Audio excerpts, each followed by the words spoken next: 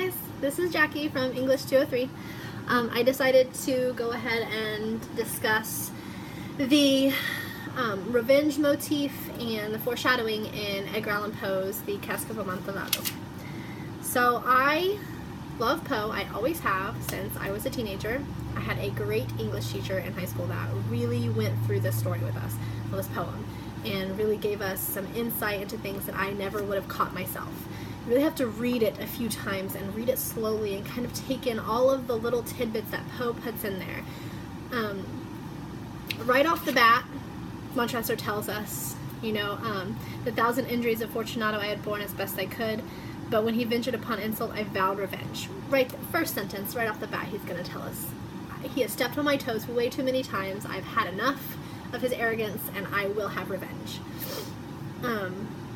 He obviously plays to his pompous air of himself, telling him, oh, I got this great wine, knowing that Fortunato has this remarkable sense of connoisseur for, wines.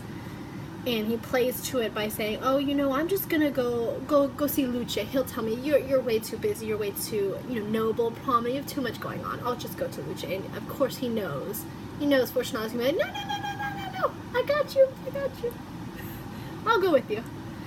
And it's funny because he tells him immediately, but he does it in such a way, oh no, you're sick, the mold, this and that, you don't want to go down there, but it's a great passive-aggressive way to control somebody and manipulate them into doing what you really want. And he knew whenever he said, on page 697, when he said that, I was so pleased to see him that I thought I should never have done wringing his hand. It's almost sick in the way that he knows what he's going to do, and he's so excited to have this little secret within himself that he's really going to truly get his revenge.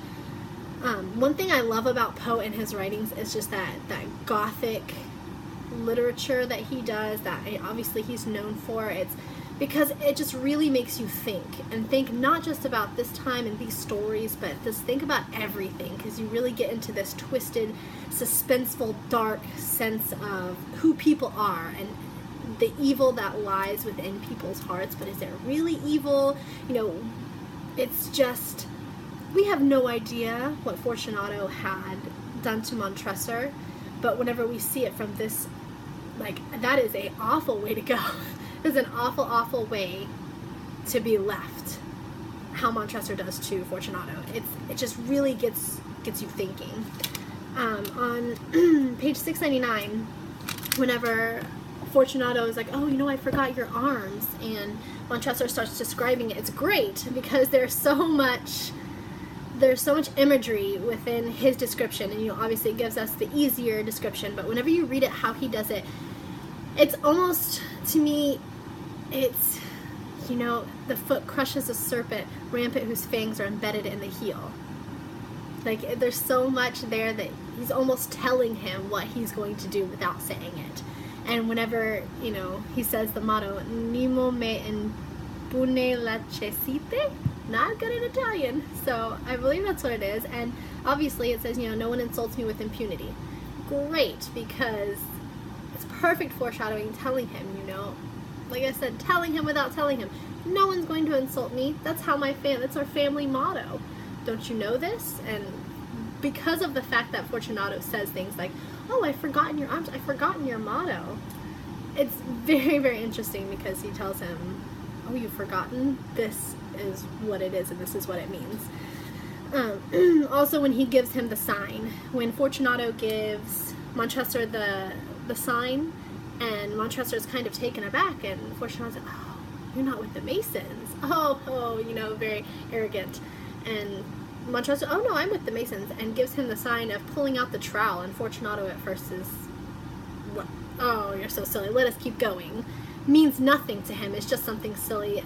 Obviously he's had lots of wine, he's just, off doing whatever it is he's doing, doesn't even think about it. But when we get to the end and we know what that trowel really means, and like I said, he's showing him, he's telling him without doing it, and I think he's reveling in that fact. He really enjoys that fact. So and then like I said, we had a really, really good interpretation of this story. And one thing that I've always loved is how Poe leaves his stories. And it's almost as if the end, you know, Montresor, he's growing impatient and he's calling out to him, Fortunato, Fortunato, and there's no answer. And he almost, you know, gets that bit of anxiety. It's happened. This is what it is. I'm putting this last brick in here for the mortar. And he's free of this nuisance, of this, you know, arrogant jerk that's going around insulting him to the nobility in the area. But is he really free? You know, for the half of a century, no mortal has disturbed them. In pace requiescate? Not good at Italian, but, you know, may he rest in peace. I'm sorry, it is Latin. I said Italian. I apologize. May he rest in peace. He is resting in peace, right? I mean, he is with, you know, in this crypt with all of these other, you know, skeletons, but does he really mean may he rest in peace? It's he has this inner turmoil, and he's freed himself but imprisoned himself at the same time, because now he has this weight on his shoulders of what he's done, and he can never just leave it free, you know, lest one of his servants or somebody go down for whatever reason and find what happened. You know, how else would he have been stuck in there and been bricked and mortared up?